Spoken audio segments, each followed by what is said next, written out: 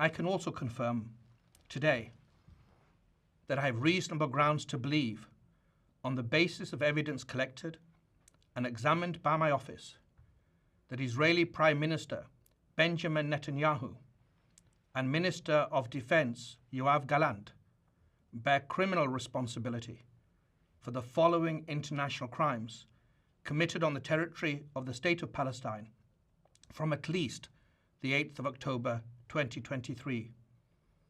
The crimes include starvation of civilians as a method of warfare, willfully causing great suffering, serious injury to body or health or cruel treatment, willful killing or murder, and intentionally directing attacks against a civilian population, as well as crimes against humanity of extermination and or murder, persecution, and allegations of crimes of committing other inhumane acts. It's alleged that these crimes were committed in the context of the ongoing armed conflict and as part of a widespread and systematic attack against the civilian population of Gaza pursuant to a state policy. Unfortunately, these crimes continue to this day. My office submits that these individuals, through a common plan, have systematically deprived the civilian population of Gaza of objects indispensable to human survival.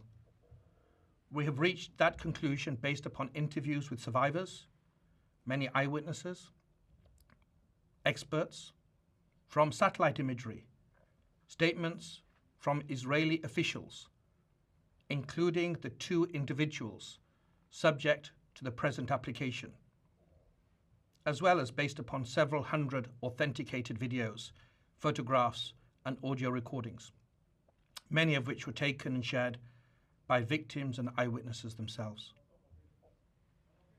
This systematic deprivation resulted from a decision to impose a total siege on Gaza by completely closing the 3 border crossing points, Rafah, Kerem Shalom, and Erez, for extended periods of time, and by arbitrarily restricting the transportation of essential supplies, including food and medicine, through the border crossings after they were reopened.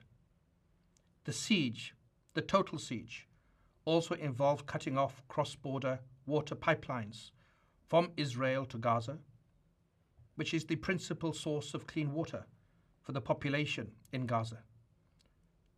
It was cut off for prolonged periods beginning on the 9th of October 2023, and it was accompanied by the cutting off or hindering of electricity supplies to Gaza from the 8th of October 2023 until today.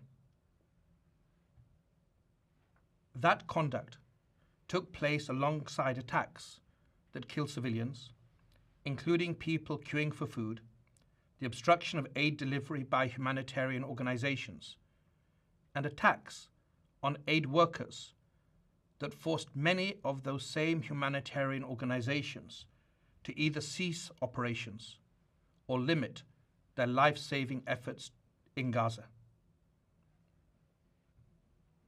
The tragic effect of the use of starvation as a method of warfare against Gaza's civilian population is acute, it's visible, and it's widely known, and it's confirmed by multiple witnesses and victims, including local and foreign medical doctors. That starvation has caused and continues to cause deaths, malnutrition, dehydration, and profound suffering among the population. Famine is already present in some areas of Gaza, and it is imminent in others. My office charges Netanyahu and Gallant as co-perpetrators and as superiors in the commission of these alleged crimes. Israel, like all states, has the right to defend its population. It has every right to ensure the return of hostages that have been criminally and callously taken.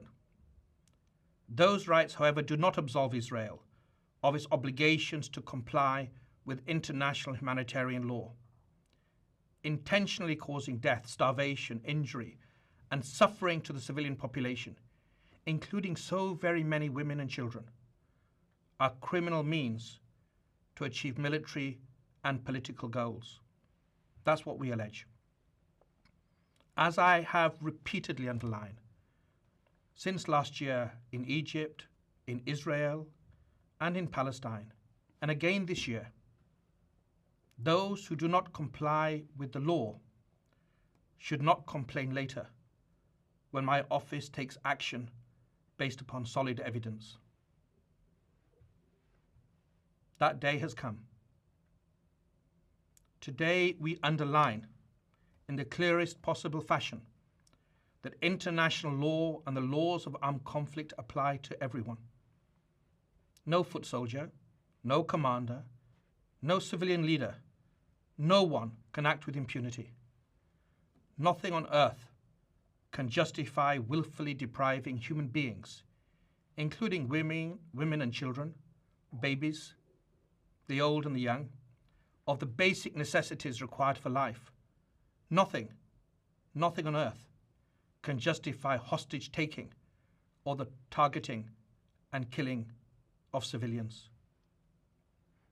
The independent judges of this International Criminal Court are the sole arbiters as to whether the necessary standard for the issuance of warrants of arrest have been met. The judges of the International Criminal Court must be now given the space to do their work and to dispassionately and objectively review the evidence that we have submitted.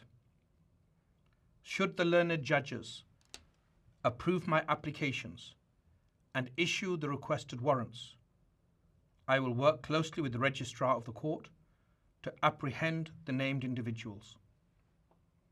I call upon and count on all states, especially state parties to the Rome Statute, to approach this application and the subsequent judicial decision that will be rendered with the same seriousness they have shown in other situations. I also stand ready to work with non-state parties in our common pursuit of justice and accountability. It is critical in this moment that my office and all parts of the court continue to conduct our work with full independence and impartiality. And I insist that all attempts to impede, to intimidate, or to improperly influence the officials of this court cease immediately. My office will not hesitate to act pursuant to the provisions of Article 70 of the Rome Statute if such conduct continues and persists.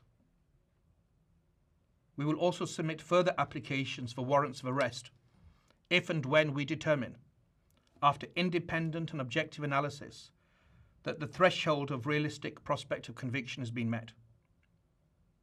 My office is advancing multiple and interconnected additional lines of inquiry, including concerning reports of sexual violence during the 7th of October attacks in Israel and in relation to the large-scale bombing that has caused and continues to cause so many civilian deaths and injuries and so much suffering in Gaza. I renew my call for all parties to the current conflict to comply with these basic principles of law without any further delay. I also wish to emphasize that the principle of complementarity at the heart of the Rome Statute will continue to be assessed by my office as we take action in relation to the alleged crimes and alleged perpetrators, and as we move forward with other lines of inquiry. But complementarity requires us to defer to national authorities only when they sincerely engage in independent and impartial judicial processes that do not shield suspects from accountability and which are not a sham. It requires thorough investigations at all levels, addressing the policies and actions underlying these applications.